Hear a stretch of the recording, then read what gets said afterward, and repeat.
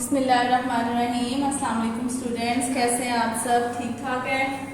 अच्छा जी, आज हम चैप्टर नंबर 14 रिप्रोडक्शन का नेक्स्ट लेक्चर स्टार्ट करने लगे हैं। लास्ट लेक्चर में मैंने आपको रिप्रोडक्शन की टाइप्स बताई थी, asexual reproduction and sexual reproduction.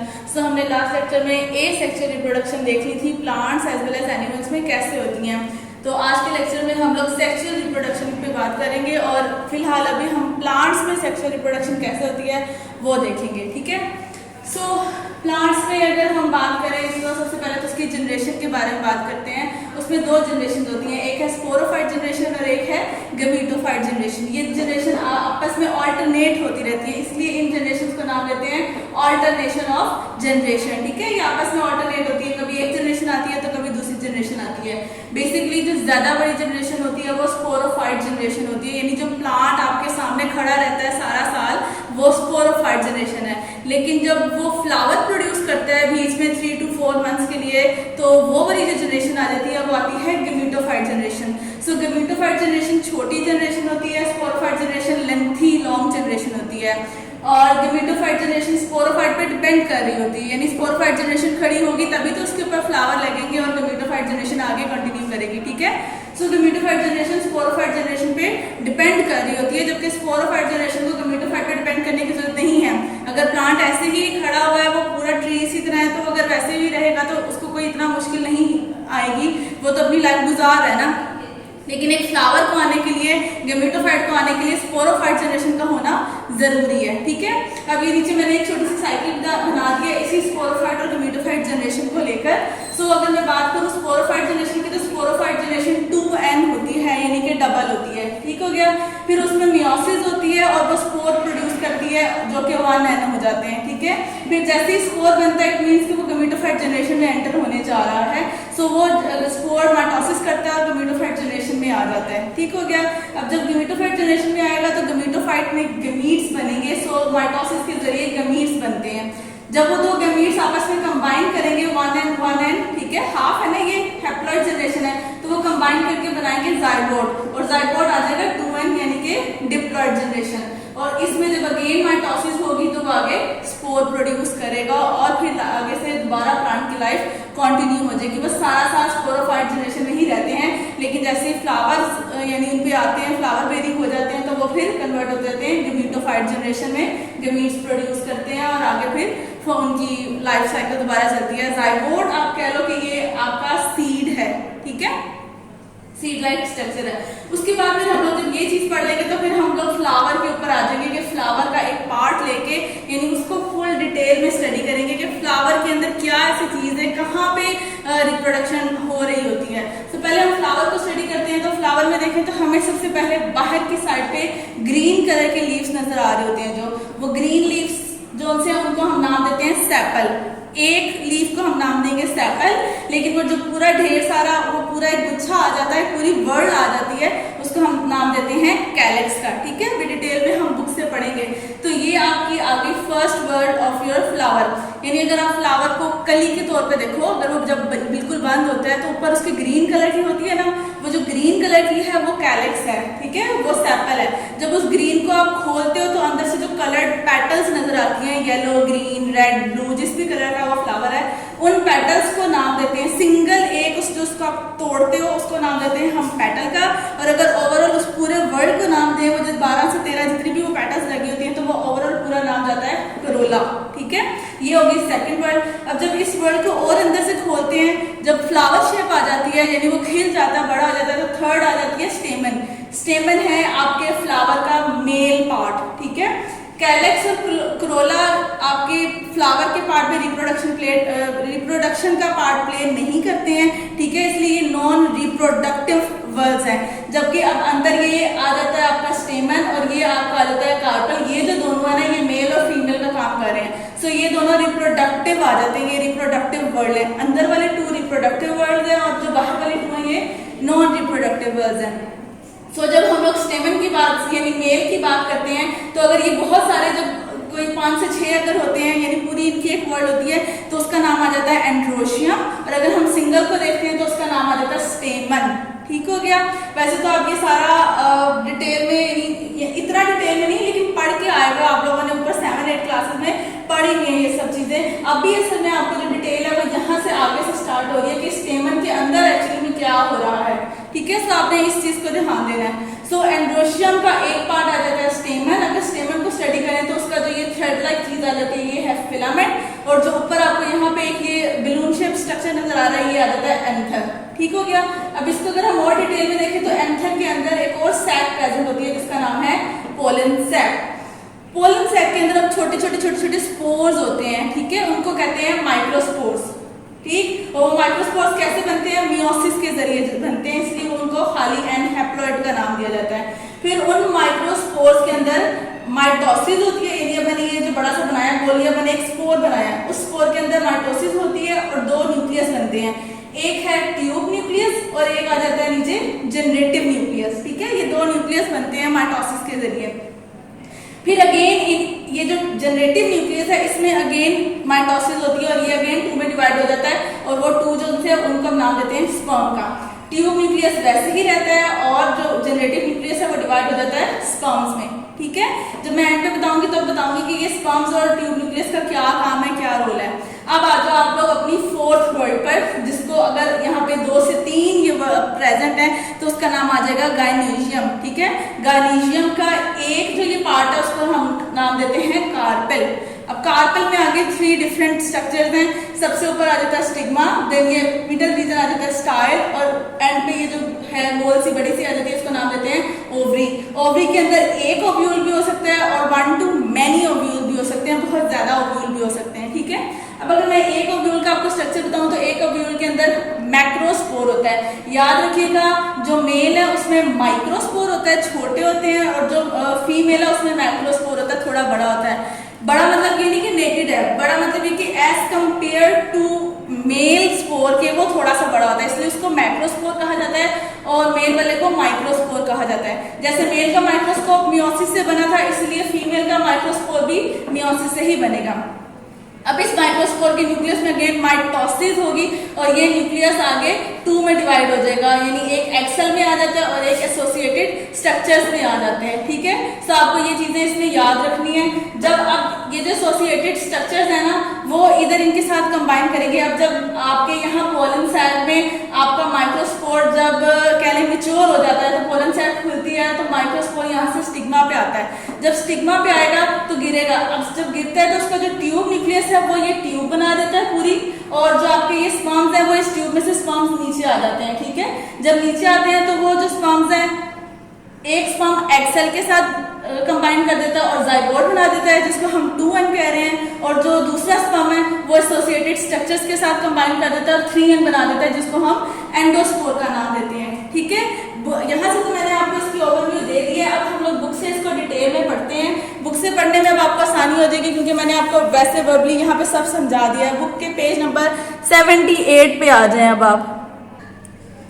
So student, this is your page number 78, sexual reproduction in plants. Sexual reproduction involves the production of gametes, that is sperms in the male and egg cells in the female, and their fusion, that is fertilization. जब ये egg cell और sperm cells combine करते हैं तो उसको कहते हैं fusion, और जब combination होती है तो fertilization होती है। उस process को नाम देते हैं हम fertilization. Gametes are produced in special structures in plant body. The major plant group are mosses, ferns and seed plants. The seed plants include gymnosperms and angiosperms, flowering plants, ठीक है। यानी उन्होंने आगे आपको कह लें कि प्लांट्स में भी टाइप्स बता दी हैं, जैसे ग्रासेस, हर्ब्स, श्रब्स होती हैं, तो जो थोड़े बड़े आ जाते हैं उनमें, यानी अगर वो इनको डिस्टिंग्विश करें तो वो मॉसेस छोटे वाले में आ जाती हैं, फर्न्स हर्ब श्रब्स को कह देते हैं, और बड़े प्लांट्स सीड प्लांट्स कह देते हैं, ठीक है। कुछ ऐसे सीड्स प्लांट होते हैं जिनके सीड्स नेकेड होते हैं, उनको जिम्नोस्पर्म्स का नाम दिया जाता है, और कुछ ऐसे होते हैं जिनके सीड्स अंदर विद इन होते हैं तो उनको एंजियोस्पर्म्स का नाम दिया जाता है, ठीक है।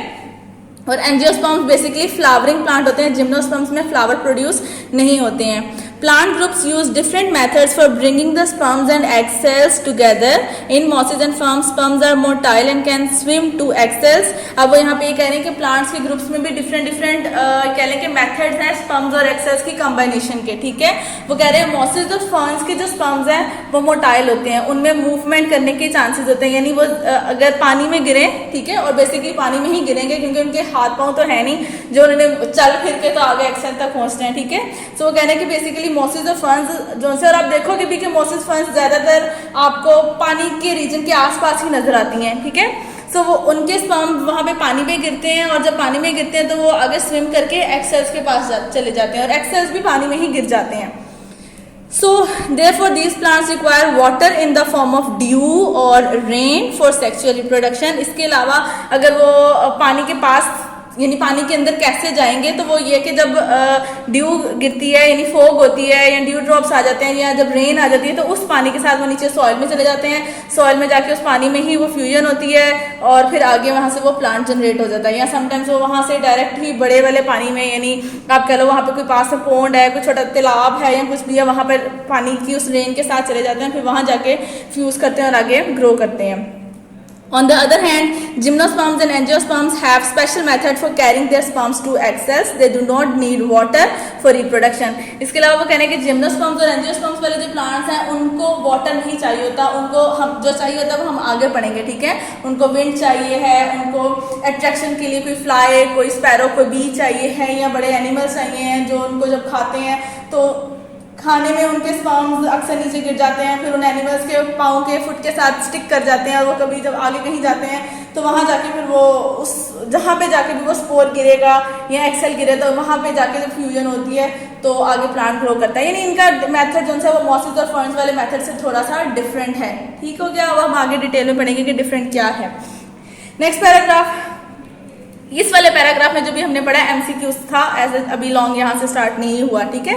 लॉन्ग आपका नीचे सेक्सुअल रिप्रोडक्शन से स्टार्ट होगा, अदरवाइज ये वाला पैराग्राफ आ जाता होता है शॉर्ट में ऑल्टरनेशन ऑफ जनरेशन वाले, ये दोनों paragraph. In the life cycle of plant two different generations alternate with each other. One generation is diploid and produce spores, it is called sporophyte generation. The other generation is haploid and produce gametes, so it is gametophyte generation. The phenomena in which two different generation alternate with each other during life cycle, it is known as alternation of generation, ठीक है। Sporophyte generation है, gametophyte generation है, एक generation long है, दूसरी generation short है और आपस में ऑल्टरनेट करती रहती हैं एक दूसरे के साथ। एक जनरेशन सिंगल एन है, हैप्लॉइड है, और एक जनरेशन डिप्लॉइड है। ये 2 से 3 पॉइंट्स है जो आपने याद रखने हैं और आपने जब इसका क्वेश्चन आएगा तो उसमें लिखना है, ठीक हो गया। अब इसकी उन्होंने डिटेल बताई है कि कौन सी जनरेशन डोमिनेट कर रही है, कौन सी सिंगल एन हैप्लॉइड है और डबल है। In most plants sporophyte generation is dominant, ठीक है, ज्यादा टाइम तक स्पोरोफाइट जनरेशन होती है। It means that it is big in size and is independent. Sporophyte produce haploid spores by meiosis. The spores develop into gametophyte. It is small in size and depend upon sporophyte. It produces gametes by mitosis. The male and female gametes fuse and form diploid zygote. The zygote undergo repeated mitosis and develop into a new diploid sporophyte। ठीक है, जो मैंने अभी आपको diagram show भी की थी बनाकर, यहाँ पे भी है। स्पोरोफाइट जो उनसी है वो 2n डिप्लॉयड है, जब उसमें मियोसिस होगी तो स्पोर्स बन जाएंगे जो कि सिंगल एन है। उन जो स्पोर्स हैं उनमें माइटोसिस होगी तो गैमेटोफाइट जनरेशन आ जाएगी। गैमेटोफाइट में जब गमीट्स कंबाइन करेंगे, गैमेटोफाइट जनरेशन सिंगल हैप्लॉइड है, जब गमीट्स कंबाइन करेंगे तो वो जाइगोट बनाएंगे। अब जब 2 गमीट्स हैप्लॉइड कंबाइन करेंगे 1n तो ऑब्वियसली 2n ही होगा, यानी डिप्लॉइड जाइगोट बनेगा। और डिप्लॉइड जाइगोट अब वो एक सीड बन गया, अब उसमें डिफरेंट माइटोसिस होती जाएगी और चेंजेस आती जाएंगी और एक वो न्यू प्लांट बन जाएगा और वो प्लांट पूरा क्या रहेगा, स्पोरोफाइट जनरेशन में रहेगा। ठीक हो गया। यहाँ पे अब आ जाए अपने लॉन्ग क्वेश्चन पे, sexual reproduction in flowering plant. We know that in angiosperm plant parent plant is diploid sporophyte generation, यानी कि अभी वो डिप्लॉयड ही है, स्पोरोफाइट कंडीशन में है। Flower is the reproductive structure in this generation. The flower, देखो हम लोगों ने पहले पढ़ा था वेजिटेटिव पार्ट होते हैं और क्या कहते हैं ये रिप्रोडक्टिव पार्ट होते हैं। जो रूट, स्टेम और लीव्स हैं वो वेजिटेटिव पार्ट है, लेकिन जो फ्लावर है वो रिप्रोडक्टिव पार्ट है। The flower component are arrange in the form of whorls, ठीक है, वर्ल्स मतलब सर्कल में अरेंज है वो और इधर इनकी सर्कल्स को वर्ल्स का नाम दे दिया है। The outer 2 whorls in the flower are non reproductive, यानी वो रिप्रोडक्शन में पार्ट प्ले नहीं कर रही हैं। While the inner 2 whorls are the reproductive whorls, यानी जो अंदर वाली 2 हैं जिनको हमने एंड्रोजियम और गाइनोजियम का नाम दिया था वो रिप्रोडक्शन में पार्ट प्ले कर रही हैं, इसलिए वो रिप्रोडक्टिव whorls हैं।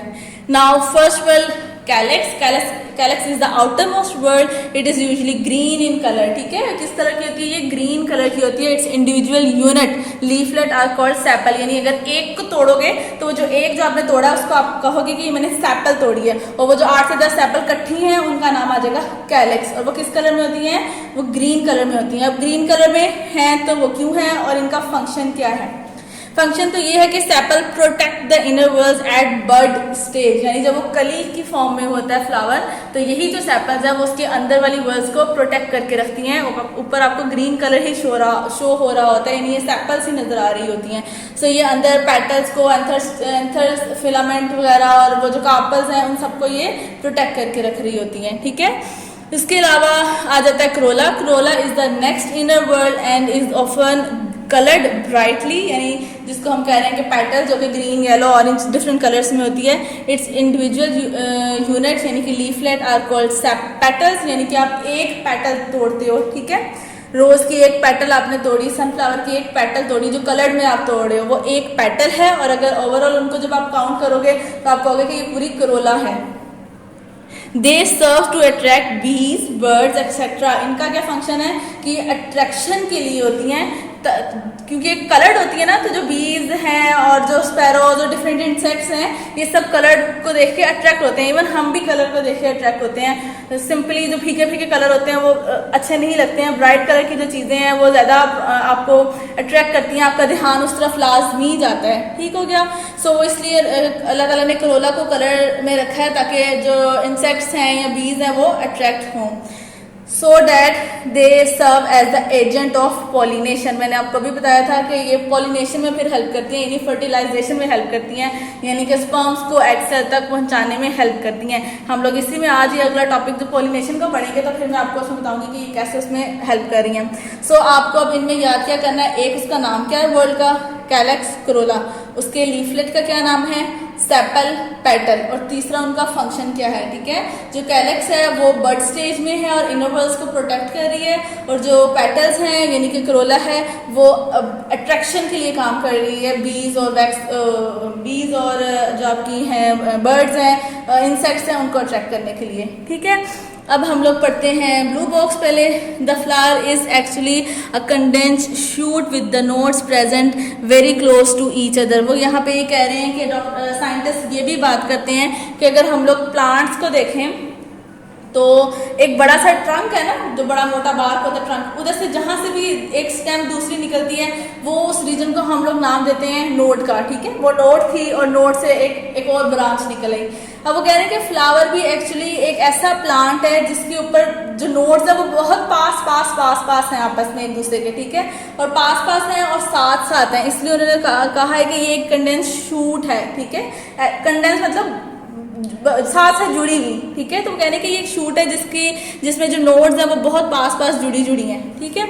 इसके अलावा वो कह रहे हैं the different parts of the flower are attached to the nodes at the all the structures present at one node are collectively called the whorl. So वो कह रहे हैं कि वो जो एक नोड में जितने सारे स्ट्रक्चर्स अटैच हैं उसका नाम दे दिया उन्होंने वर्ल्ड, यानी एक नोड के ऊपर सेपल्स सारी अटैच हैं, उससे अंदर वाले नोड के ऊपर पेटल्स सारी अटैच हैं, उससे अंदर वाले पे एंड्रोशियम अटैच है और उससे अंदर पे गाइनीशियम अटैच है, ठीक है। इन्होंने ये जस्ट आपकी इंफॉर्मेशन के लिए ये बात बताई है। अब आ जाते हैं थर्ड वर्ल्ड पर। Third world that is androecium is the male reproductive part of flower, ठीक है, यानी जो थर्ड वर्ल्ड है वो मेल की आ रही है और जो अंदर सबसे अंदर फोर्थ वर्ल्ड है वो फीमेल की है। Its unit are called stamen, again उसका वर्ल्ड का नाम, उसके यूनिट का नाम, ठीक। और फिर यूनिट के आगे से थोड़ी सी detail. Each stamen has a thread like filament and the free end of which anther is attach, यानी एक फिलामेंट है, फिलामेंट की एक साइड तो नोड के साथ जुड़ी हुई है और दूसरी साइड पे जो फ्री एंड है उस पे एंथर अटैच है, ठीक है। एंथर क्या, anther has pollen sac in which haploid microspore, जिसको पोलन ग्रेन्स भी बोलते हैं, ठीक है, आर प्रोड्यूस थ्रू मियोसिस, यानी वो एंथर के अंदर एक पोलन सैक है जिसके अंदर माइक्रोस्पोर प्रेजेंट हैं और वो माइक्रोस्पोर किससे बने हैं, मियोसिस से बने हैं। Each microspore germinate into the male gametophyte generation, यानी वो गमीट्स में यानी अभी स्पोरोफाइट तक जनरेशन चल रही थी, अब जैसे ही स्पोरोफाइट के अंदर माइटोसिस होगी तो वो गमीटोफाइट जनरेशन में आ जाएगा। During it, the nucleus of microspore undergo mitosis and produce two nuclei, that is a tube nucleus and a generative nucleus. The generative nucleus again undergo mitosis and produce two sperms.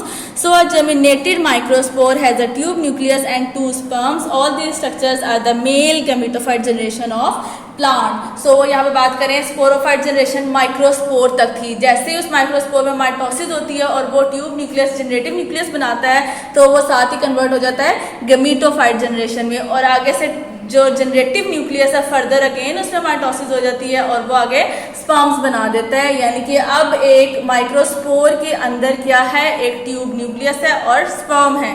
ठीक हो गया. और जिसके अंदर ये tube nucleus generative nucleus आ जाते हैं वहां से गमीटोफाइट जनरेशन स्टार्ट हो जाती है. यानी अब ये मेल गमीटोफाइट जनरेशन में आ गया. ठीक है. अब फोर्थ वर्ड आ जाते हैं तो वो आ जाती है female whorl. This name is gynoecium. Fourth whorl that is gynoecium is the female reproductive part of flower. Its unit are called carpel और pistil. Each carpel is made up of basal ovary, middle style and upper stigma. ठीक है. यानी कि अगर आप female का देखो, मैंने बोर्ड पे भी आपको समझाया था, यहाँ पे भी देखो तो उसका ये मिडिल का 3 आ जाते हैं, ऊपर वाला स्टिग्मा, बीच में स्टाइल और ये बेसल यानी बेस पे क्या है उसकी ओवरी आ जाती है. इनसाइड ओवरी, अब ओवरी के अंदर there are 1 to many ovules, यानी एक ओव्यूल भी हो सकता है. जैसे कि आपके यहाँ मैंगो है उसमें एक ही बड़ी सी सीड है ना, तो वो एक ओव्यूल भी हो सकता है. और आप एप्पल ले लो तो एप्पल में अंदर छोटे छोटे कितने सारे बीज हैं, सो मैनी ओव्यूल भी हो सकते हैं. 1 to many ovules. Inside each ovule, one haploid macrospore is produced through meiosis. यानी ओव्यूल के अंदर की बात की जाए तो उसके अंदर एक मैक्रोस्पोर प्रोड्यूस होता है, मेयोसिस से प्रोड्यूस होता है. तो उसके अंदर फिर आगे फर्दर माइटोसिस होती है और आगे वो फर्दर प्रोड्यूस करता है egg cells और associated bodies. So inside each ovule, one haploid macrospore is produced through meiosis. Macrospore germinate into the female gametophyte generation. During it, macrospore undergo mitosis and produces an egg cell and some associated structures, that is fusion nucleus. यानी आप associated structure को fusion nucleus भी कह सकते हो क्योंकि ये वो न्यूक्लियस है जिसने फ्यूज होना होता है. ठीक है. लेकिन इससे जाइगोट नहीं बनता, जाइगोट एग सेल से ही बनता है. एग के साथ जब स्पर्म कंबाइन करता है ना तब ही जाइगोट बनता है. जो एसोसिएटेड स्ट्रक्चर है इसने दूसरे स्पर्म के साथ, देखो जब मैंने स्पर्म्स बनाए थे तो मैंने 2 स्पर्म बनाए थे. ठीक है. उन 2 में से एक स्पर्म एग के साथ जाके कंबाइन होता है और एक स्पर्म इस एसोसिएटेड स्ट्रक्चर के साथ जाके कंबाइन कर देते हैं. ठीक है. इसलिए इसको जस्ट फ्यूजन न्यूक्लियस का नाम दिया है. यहाँ पे कोई जाइगोट नहीं बन रहा. Egg cell and associated structures are the female gametophyte generation of plant. यानी कि अब यहाँ तक आपने प्लांट की जनरेशन को स्टडी किया है. ठीक है. यानी आपकी 4 वर्ड्स यहाँ पे कंप्लीट हो गई है. अब हम लोग इनमें पोलिनेशन करा के यानी जाइगोट बना रहे हैं.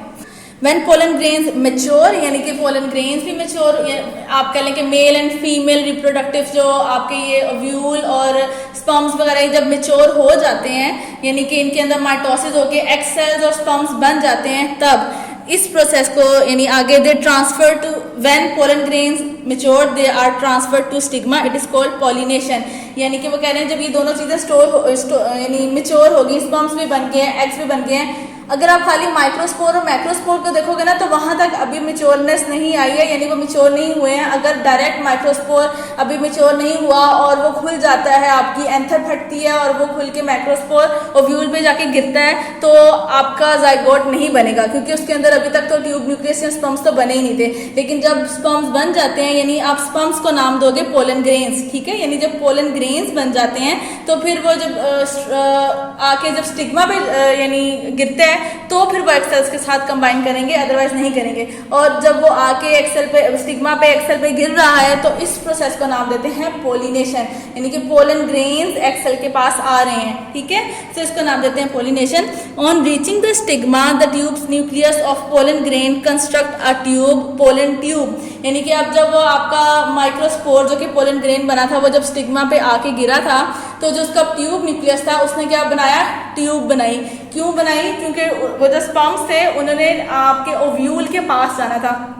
सो ट्यूब न्यूक्लियस एक ओव्यूल तक जाने तक पूरा एक वो ट्यूब सी बना देता है ताकि इजीली स्पर्म्स ऐसे ही नीचे ना गिर जाए, एक स्पेशल ओव्यूल के स्ट्रक्चर तक अंदर तक जाएं. ठीक है. सो वो ट्यूब न्यूक्लियस बना देगा, जिसको पोलन ट्यूब बना देगा। The pollen tube contains a tube nucleus and 2 sperms, यानी कि अब उस पोलन ट्यूब के अंदर वो न्यूक्लियस भी होगा और साथ में स्पर्म्स भी होंगे। The tube grows through style and ovary and enter ovule, here it burst and releases the sperms. यहाँ पे अब वो जब जैसे ओव्यूल को क्रॉस करके अंदर बर्स्ट करके यानी फाड़ के उसको खोल के अंदर जाता है, तो साथ ही जो स्पर्म्स है वो अंदर चले जाते हैं। Both sperms enter the female gametophyte on one sperm fuse with egg and form a diploid zygote. एक सेल, जो स्पर्म के 2 सेल बनाए थे उनमें से जो एक सेल है वो एग के साथ कंबाइन करेगा और डिप्लॉयड यानी कि 2n जाइगोट बनाएगा। The other sperm fuse with diploid fusion nucleus and forms a triploid nucleus called endosperm nucleus. Since the process of fertilization involves 2 fusion, it is called double fertilization. अब जो एक दूसरा sperm रह गया था उसने जाके कंबाइन किया आपके एसोसिएटेड स्ट्रक्चर्स के साथ। एसोसिएटेड स्ट्रक्चर्स 2 थे, एक स्पर्म गया, टोटल 3 हो गए, इसलिए उन्होंने इसको 3n का नाम दिया है, ट्रिपलेट्स का नाम दिया है। अब ये कोई जाइगोट तो है नहीं, सो इन्होंने इसको एंडोस्पर्म न्यूक्लियस का नाम दिया। एंडोस्पर्म न्यूक्लियस का काम ये है कि जब जाइगोट थोड़ा सा माइटोसिस करके बड़ा होता है ना, अब उसको एनर्जी चाहिए होती है, खाना चाहिए, तो वो खाना कहाँ से लेता है, वो ये एंडोस्पर्म न्यूक्लियस से लेता है। सो ये अभी तो उसको कोई खाना बाहर से नहीं ना मिल रहा, क्योंकि इस टाइम पे तो कोई लीफ, पेटल, शूट कुछ भी नहीं इस सीड के अंदर है, ठीक है, इसका भी कुछ भी नहीं बना, लेकिन इसको जो थोड़ी देर के लिए खाने की जरूरत है वो क्या है, वो इसका एंडोस्पर्म न्यूक्लियस है, ठीक है। सो अब यहाँ पे वो कह रहे हैं कि 2 फ्यूजन हुई हैं, एक स्पर्म एग के साथ कंबाइन हुआ है तो जाइगोट बना है, एक वो फ्यूजन हुई थी, दूसरा स्पर्म एसोसिएटेड स्ट्रक्चर्स के साथ कंबाइन करके एंडोस्पर्म न्यूक्लियस बनाया। सो ये 2 फ्यूजन हुई है, इसलिए उसको नाम देते हैं डबल फर्टिलाइजेशन, ठीक है।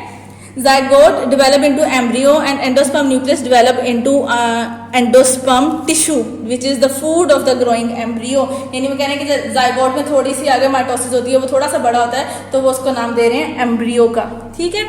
ओव्यूल देन बिकम सीड, यानी वो जो एक पूरा ओव्यूल था वो क्या बन जाता है, सीड बन जाता है। And ovary changes into fruit, और जो ओवरी थी बड़ी वो क्या बन जाती है, वो फ्रूट बन जाती है। जैसे आप मैंगो लेते हो तो वो जो आपका पूरा बड़ा मैंगो का स्ट्रक्चर है वो एक ओवरी है, और जो उसके अंदर सीड है जिसको हम गुटली का नाम दे देते हैं वो ओव्यूल था जिसके अंदर ये सारा कुछ हुआ है। When seed mature, they are spread. We shall discuss in the next section. If seed get suitable condition, their embryos develop into new plant, the diploid sporophyte of the next generation. So वो कह रहे हैं कि जब वो seed वहाँ से निकलते हैं उस यानी ओवरी में से, तो ओवरी से निकल के अगर तो आपने उसको सीड को मेज पे रख दिया तो उसने मेज पे तो नहीं ना ग्रो करना, ठीक है। सो जब उसको सूटेबल कंडीशंस मिलती हैं तो वो फिर खुद को ग्रो कर लेता है, यानी उसको सॉइल मिलेगा, वाटर, सनलाइट मिलेगा, तो वो वहाँ पे ग्रो कर जाएगा, और जैसे ही वो ग्रो करेगा इट मीन्स कि वो क्या हो गया, अब स्पोरोफाइट जनरेशन में चला गया। ठीक हो गया, यहाँ तक आपका कंप्लीट हो गया सेक्सुअल रिप्रोडक्शन का टॉपिक आपके जो प्लांट में था। अब हम यहाँ पे बात करने लगे हैं पोलिनेशन की, कि असल में वो जो स्पर्म एग सेल तक आया वो कैसे आया, ठीक है।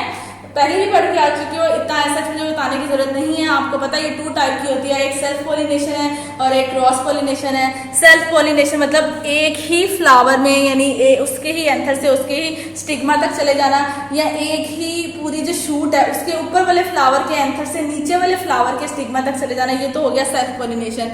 और क्रॉस पोलिनेशन आती है किसी दूसरी शूट के फ्लावर के ऊपर जाके पोलन ग्रेन्स का गिरना, ठीक है। और इसके अलावा ये कि जो वो दूसरा वाला फ्लावर है वो हो उसी स्पीशी का, जैसे सपोज अगर रोज़ है, रोज़ के एक क्यारी है, ठीक है, उसमें बहुत सारे आपने रोज़ के ही फ्लावर लगाए हुए हैं, तो एक शूट के ऊपर जो फ्लावर है, यानी जो आपने फर्स्ट शूट लगाई थी उसका जो फ्लावर है उसमें से एंथर निकला है, और वो थर्ड वाली शूट के फ्लावर पे जाके अगर गिरा है तो वो क्रॉस पॉलिनेशन है, ठीक। इस चीज़ को क्रॉस पॉलिनेशन कहते हैं। अगर आप कह रहे हो कि रोज़ के फ्लावर का एक शूट सनफ्लावर के दूसरी शूट के जो से है उसके फ्लावर के ऊपर पोलन ग्रेन जाके गिरेगा तो वो क्रॉस पोलिनेशन नहीं होगी, वहाँ कोई जाइगोट नहीं बनेगा, क्योंकि वो उसके जो स्पर्म और एग सेल्स हैं वो डिफरेंट है, वो कंबाइन ही नहीं करेंगे, ठीक है। सो स्पीशी का सेम होना जरूरी है। Pollination is defined as the transfer of pollen grains from flowers anther to stigma. 2 types of pollination are recognized. Self-pollination. It is defined as the transfer of pollen grains from the anther of the to the stigma of the same flower or other flower of the same plant, ठीक है। या तो same ही flower हो, यानी उसी एक ही flower का anther है, उसी के एंथर से उसी का स्टिग्मा में गिर गया, या फिर उसी शूट के ऊपर वाले फ्लावर से नीचे वाले फ्लावर के स्टिग्मा पर गिर गया। Cross pollination, it is the transfer of pollen grains from the flower of one plant to the flower of other plant of the same species, यानी स्पीशी सेम होनी चाहिए। रोज है तो रोज ही हो, सनफ्लावर है तो सनफ्लावर हो, लिली है तो लिली ही हो। ऐसा नहीं है कि सनफ्लावर का रोज के साथ हो जाएगा, रोज का लिली के साथ। सो स्पीशी सेम होनी चाहिए। Cross pollination is brought about by various agencies like wind, water, bees, birds, bats and other animals including man.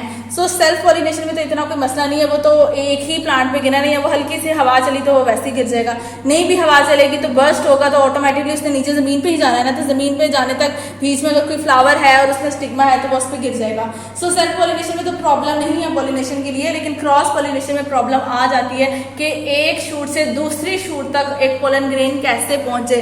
तो वो कैसे पहुंचेगा? हवा के जरिए, पानी के जरिए, बीज, बर्ड्स, इन सब चीज़ों के जरिए जाएगा, ठीक है। उनके फुट के साथ रखे, या बीज जब आके स्टिग्मा से थोड़ा सा नेक्टर लेती हैं तो वो आके एंथर के ऊपर बैठेंगी, या फिलामेंट उसके क्या कहते हैं पेटल्स के ऊपर बैठेंगी।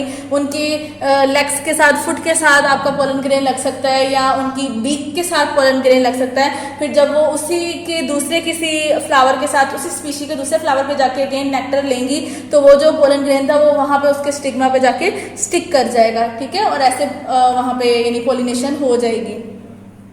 The insect pollinated and wind pollinated flowers have structural adaptation that facilitate the transfer of pollen grains between two plants. Some of these adaptation are described as, अब वो कहते हैं जो wind pollination है उनमें, और जो insect या ह्यूमन बीइंग या बीज, बर्ड्स वगैरह, इन वाले जो फ्लावर्स हैं इनमें थोड़ा सा डिफरेंस होता है, ठीक है। सो वो डिफरेंस क्या है वो हम पढ़ते हैं। ये उनके सब फीचर्स हैं जो मेन डिफरेंस आ रहा है, ठीक है। इंसेक्ट पॉलिनेटेड में साइज जनरली लार्ज होता है, लेकिन जो विंड पॉलिनेटेड फ्लावर्स होते हैं उनका साइज छोटा होता है, क्योंकि उसने तो विंड से मूव करना है। छोटा भी साइज है, विंड जैसे ही आएगी वो हिलेगा और ऑटोमेटिकली पोलन ग्रेन्स वहां से उड़ जाएंगे। कलर देखें तो इंसेक्ट्स में इंसेक्ट को अट्रैक्ट करना होता है, सो उनका पेटल्स का कलर ब्राइट होता है, जबकि जो विंड पॉलिनेटेड होते हैं उनका ग्रीन भी हो जाए या लाइट कलर में भी हो जाए तो डिफरेंस नहीं आता। इसके अलावा नेक्टर है तो ऑब्वियसली इंसेक्ट को अट्रैक्ट करना है तो वो वहाँ पे अट्रैक्ट होंगे, खाली ऐसे तो नहीं ना अट्रैक्शन में आएंगे, उनको कुछ वहाँ से चाहिए भी तो वो वहाँ से नेक्टर लेंगे। सो जो इंसेक्ट पॉलिनेटेड फ्लावर्स हैं उनमें नेक्टर होता है, और जो विंड पॉलिनेटेड फ्लावर है उनमें नेक्टर नहीं होता। फ्लोरल अरेंजमेंट, यानी फ्लावर की अरेंजमेंट कैसे है, फ्लावर ऊपर की तरफ खिल रहा है या फ्लावर नीचे की तरफ खिल रहा है, ठीक है। सो जो इंसेक्ट पॉलिनेटेड है, जाहिर है इंसेक्ट ने ऊपर आके बैठना है, ऊपर से नेक्टर लेना, तो फ्लावर फेस अपवर्ड, ऊपर की तरफ फेस होता है जैसे इसका है। और जो विंड पॉलिनेटेड है, flower hang down for easy shaking. जो विंड पॉलिनेटेड है वो ऐसे होते हैं, यानी वो नीचे की तरफ हैंग हो रहे होते हैं ताकि हवा चले और ये हिले और इधर से सारे पोलन ग्रेन नीचे की तरफ जाएं। देन आ जाता है stamen and stigma. Insect pollinated में enclose inside ring of petal, यानी कि सबसे पहले जैसे मैंने आपको फ्लावर बनाया था, दिखाया था कि बाहर सेपल्स होती हैं, फिर पेटल्स आती हैं, उसके बाद अंदर होते हैं आपके एंथर और स्टिग्मा, ठीक है। लेकिन जो विंड पॉलिनेटेड है उनमें hang out of rings of petal, यानी पेटल्स से भी बाहर आ रहे होते हैं। यानी सपोज अगर आपकी पेटल्स यहाँ तक आ रहे हैं तो स्टेमन और स्टिग्मा यहाँ नीचे तक नजर आ रहा होगा, ठीक। उसके बाद पोलन ग्रेन्स की बात आ जाती है, तो इंसेक्ट पॉलिनेटेड में small number produce heavy and thick as compare to wind, ठीक है। यानी कि अगर विंड पॉलिनेटेड में 100 प्रोड्यूस होते हैं तो इंसेक्ट पॉलिनेटेड में 50 प्रोड्यूस हो रहे होते हैं, ठीक है।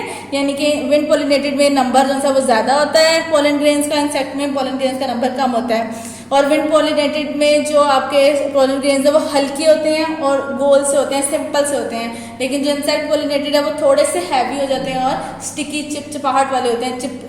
स्टिकी होंगे तभी तो वो बीक के साथ या फिर उसकी किसी उनके फुट के साथ, बर्ड के किसी लेग के साथ जाके स्टिक होंगे और वो आगे स्टिग्मा तक जाएंगे और फिर वहां जाके स्टिक होंगे।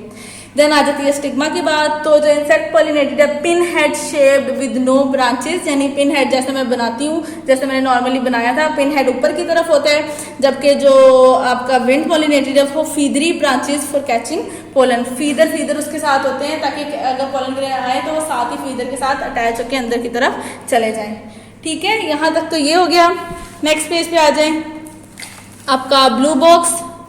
अच्छा पहले ये पढ़ लेते हैं इनकी examples of insect pollinated flower are buttercup, rose, wallflower, sunflower, orchid etcetera. Examples of wind pollinated flower are grasses, hazels, willows, corns etcetera. ठीक है, अब आ जाते हैं आप, वैसे ये पॉलिनेशन के ऊपर अलग से भी क्वेश्चन आता है, सो क्वेश्चन के साथ आपने ये एग्जांपल्स लाजमी देनी होती हैं। वैसे तो आप इसके ऊपर 2 क्वेश्चन बनते हैं, एक तो इनके ये टाइप्स पे बन जाते हैं और दूसरा इनके ये फीचर्स पे बन जाते हैं। ठीक है, सो ये 2 क्वेश्चन हैं, शॉर्ट में है। लॉन्ग क्वेश्चन तो यहाँ तक था जो आपका हो गया, ये अगला वाला शॉर्ट है आपका।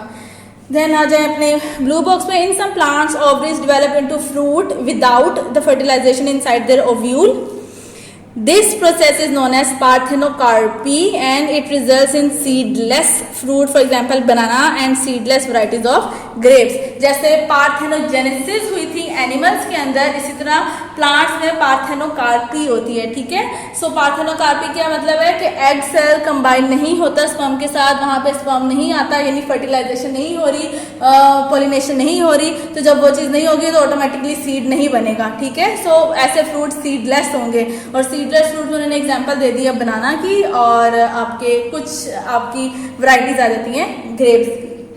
ठीक हो गया आपका यहाँ तक तो चैप्टर, आज का टॉपिक वो क्लियर हो गया। लॉन्ग भी मैंने आपको बता दिया है, शॉर्ट भी मैंने आपको बता दिया है। सो लॉन्ग आपने याद करके लिखना है, डायग्राम की प्रैक्टिस करनी है, और शॉर्ट को आप अच्छे से याद करिएगा। अल्लाह हाफिज़।